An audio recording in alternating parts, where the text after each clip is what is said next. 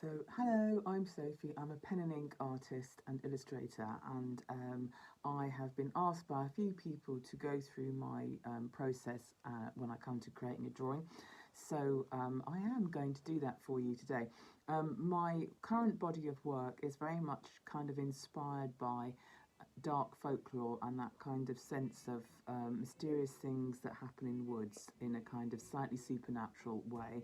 I've created a whole cast of characters that are inspired by odd bits of stories that I've heard in the past, the thought of things that go bump in the night.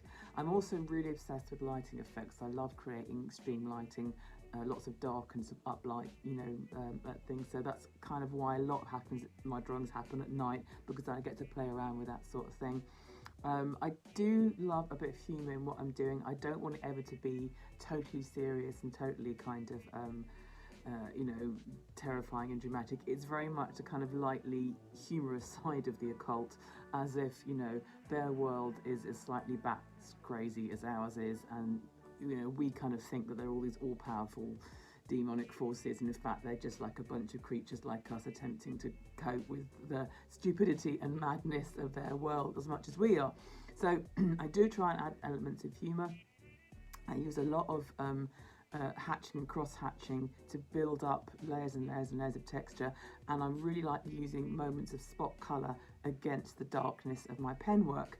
So I'm going to start on a new drawing today, and I'm going to take you through my kind of stages. I am going to speed up bits of it because if you really wanted to watch me live, that would be a whole day's worth of your life, and I'm not asking that of anybody. So there's going to be stages, bit of time lapse, all that kind of stuff, and hopefully by the end of it you'll get an insight into my practice and how I work.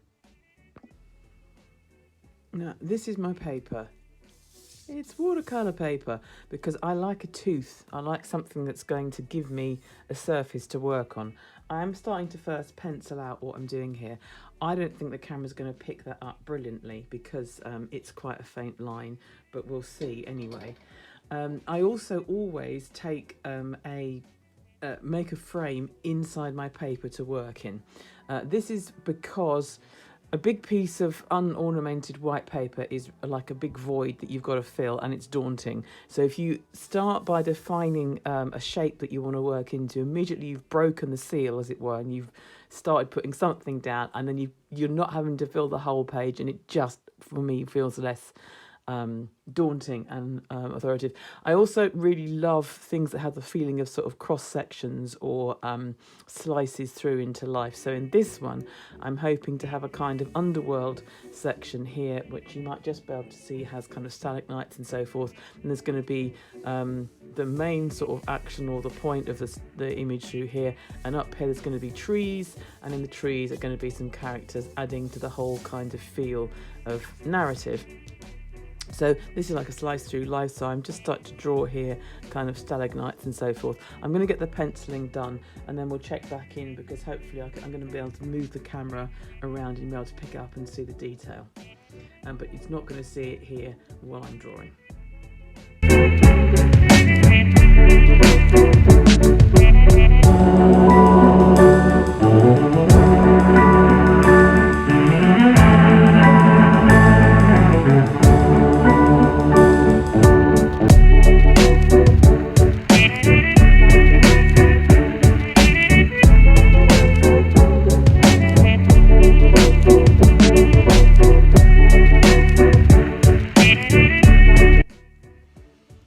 Stage, once I've got all the line work in, is I tend to do the black, the solid areas of solid black for next.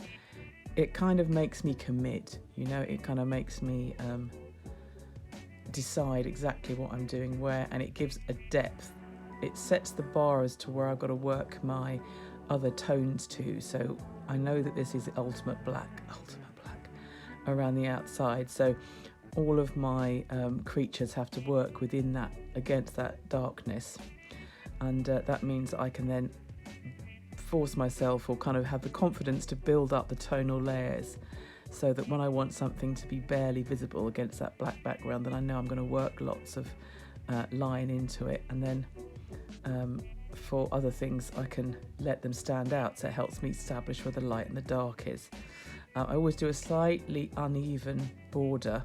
So although I've got a pencil line there, I'm deliberately just leaving a slight wiggle of imperfection along it because I like the way that looks. I also think it kind of gives the whole thing a little bit more energy, and I quite like sometimes to actually play with one or two of the characters with like an arm or a wing or a tail or something popping out of the frame.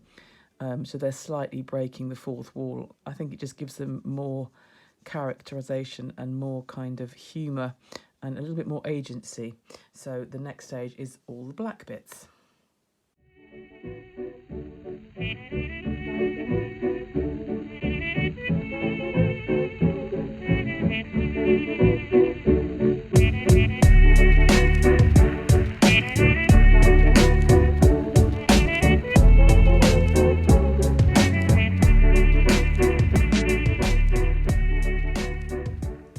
So this is where all the black work has gone in. Now the next thing to do really is an awful lot of detailing. It's thinking about the layers of shadow. I'm going to start probably working on this figure here because they've got a point of light, so I kind of need to get that in and then show the light affecting the things around it. And off I go. This is going to be one hell of a time lapse.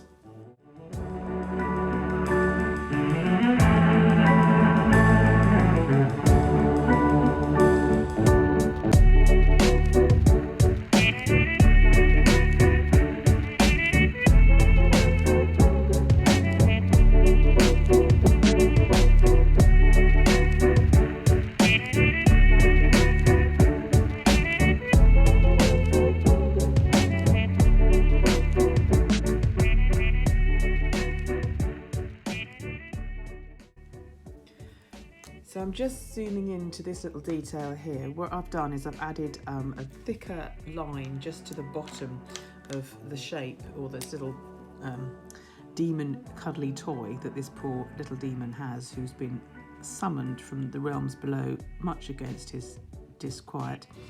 And I'm just adding that extra little bit of thick line around there to form a shadow.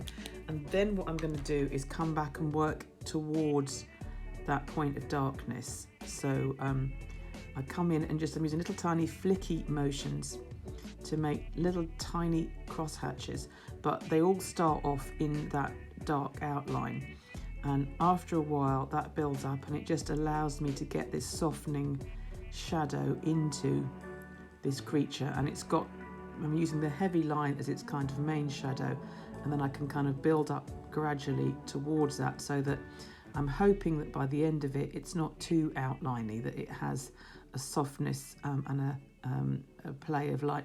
As the light source is up here, there's going to be a little bit more on this edge here of cross-hatching just to darken that down, because obviously the light's going to hit this point of this doll before it hits the other side. And then where the eyes come, again, little flicky lines just to start indicating that they're casting their own little shadow across the surface, because they do, like that. And then I can just blend that in a little bit, so hopefully it's not too stark, it's got a softness to it. And really it's just doing it a lot, but it's quite fast. You can see I'm not even on time lapse here, and I'm only on coming up on 2 minutes now, and that's almost it done. I don't try and do geometrically perfect lines. I don't use a ruler. I want to have a certain liveliness in the line structure. I'm not trying to get a very architectural feel into it, because I feel that can be, in this kind of subject, I should stress, a little bit sterile. It looks amazing when other people do it. Maybe it's because I'm not that good at doing it, but yeah, I don't think I could sit and draw every single line with a ruler or get my hand to be quite that good.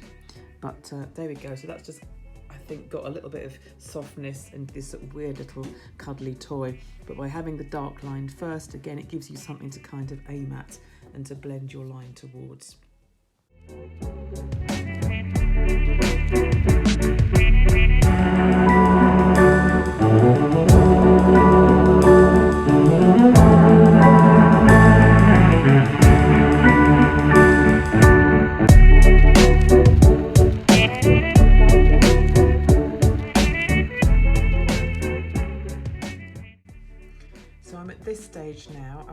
fair bit of the background. I tend to just very simply use a horizontal line to indicate a flat floor, with the vertical line shading on the hedges behind to indicate a sort of vertical face.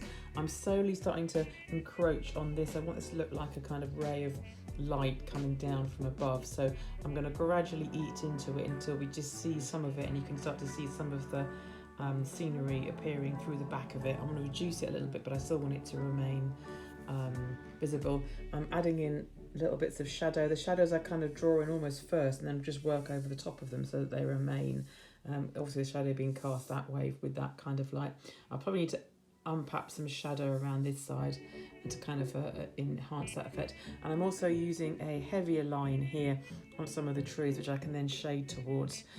Trying, and some of it again, just to keep not doing every single line, but one line, so you kind of get a bit of a shadow again, kind of cast up that way.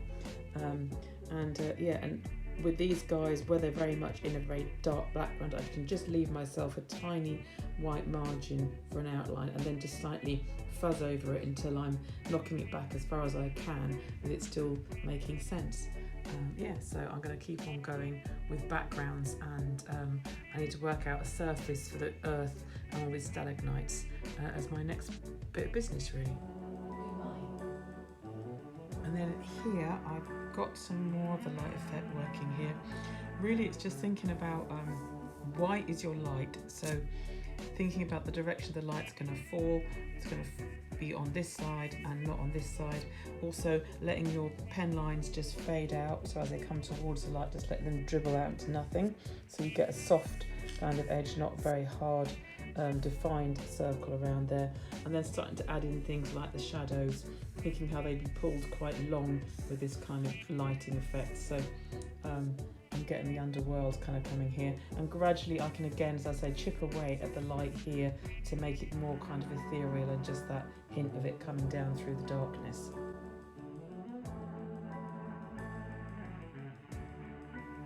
So here I've just done some of the lines that I use to describe the ground as it transfers from the outside world into the sort of cave world below. I'm using these close horizontal lines and then gradually pulling them down and around the shapes of the stalagmites. Line gives you tone by the closeness of which you draw them and the layers that you build up, and it gives you form by thinking about the shape and that repeated shape and pattern of the shape that gives you that sense of things curling around. So it gives you tone, gives you form, it gives you texture as well, so that you can use little details like on these rocks here, the very sharp line that you meet here to give that sharp edge, which gives the sensation of flint or something like that. Or you can use the cross-hatching like you get on here on the sort of rather Hessian kind of, no doubt Hessian, rather worthy cowl of the furious pilgrim lady at this point. So what I'm going to do now is probably blend this background into this area here a little bit further, and then I've got the tree text to do up here, and I get to start on these, which is what I call the slug angels. They're going to be done next, and we are getting there.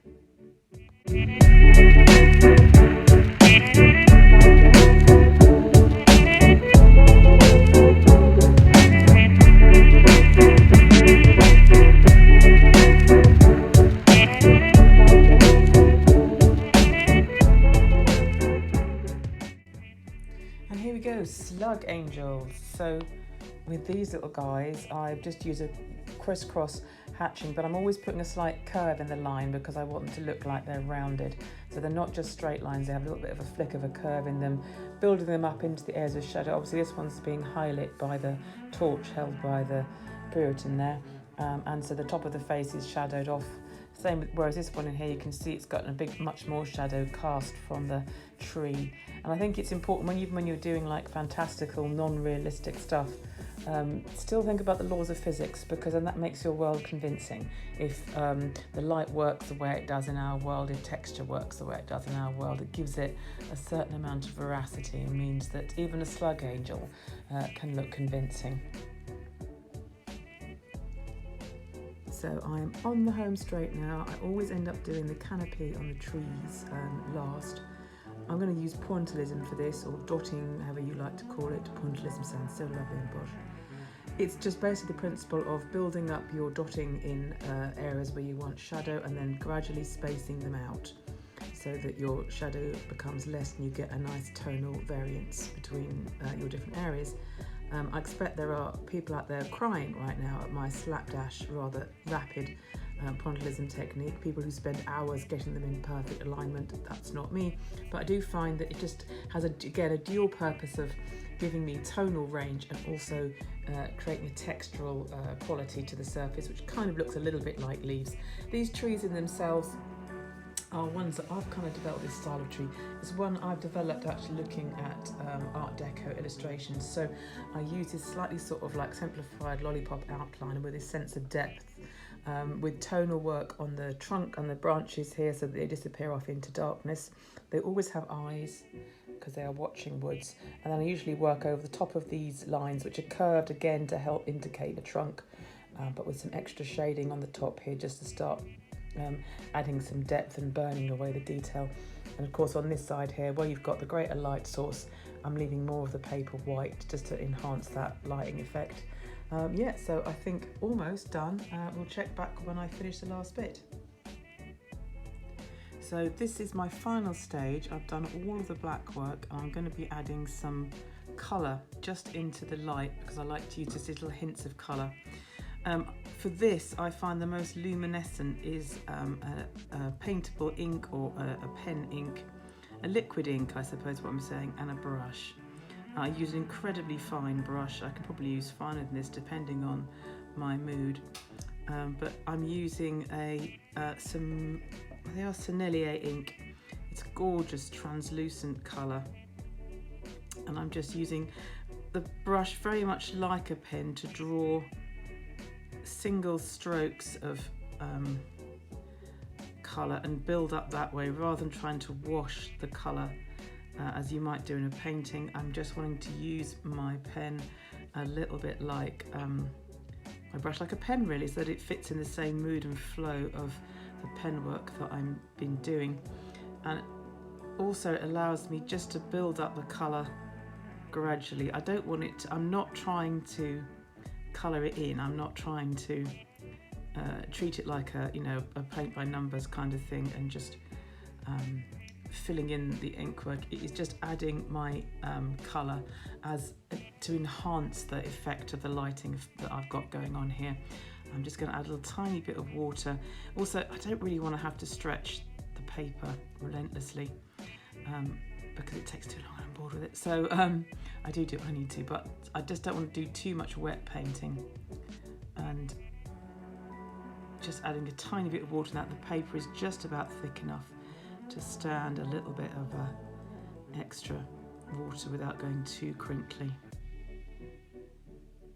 So I've got a translucent Senegal yellow and there one which is labelled orange. It's just one of the best oranges ever. I've become obsessed with this orange. I use it all the time. It's just so gorgeous. Absolutely a live colour, but you can see I'm just basically using very similar motions to the pen motions here, and rather than trying to do brushing, you can use this with a dip pen, of course. This one is probably slightly too thick. Having said you can use a dip pen, it's probably slightly too thick for a dip pen. It's a little bit high in shellac, which gives it a gorgeous finish, but it's just slightly too thick. So I just think a fine brush is the way to go. And I'm just going to add that little bit in just to touch the colour into the light there. And that is just about done. I don't want to put too much in. I'm not going to have it reflected on other surfaces. The rest of it's going to stay white. I'm just leaving that little point of interest in there because that's basically all I need. I've thought about whether I should do it on the section down here with the kind of light whoosh, but I don't necessarily, because if I do it here, I'm going to put something in here, and before you know it, then I have just painted the whole thing in yellow, which I'm not going to do. So there we go. That is basically where I'm done. I'm just going to think of a title now, but there it is. Something like Be Careful What You Wish For, perhaps, or The Pilgrims Discover Their Translation Is Inaccurate.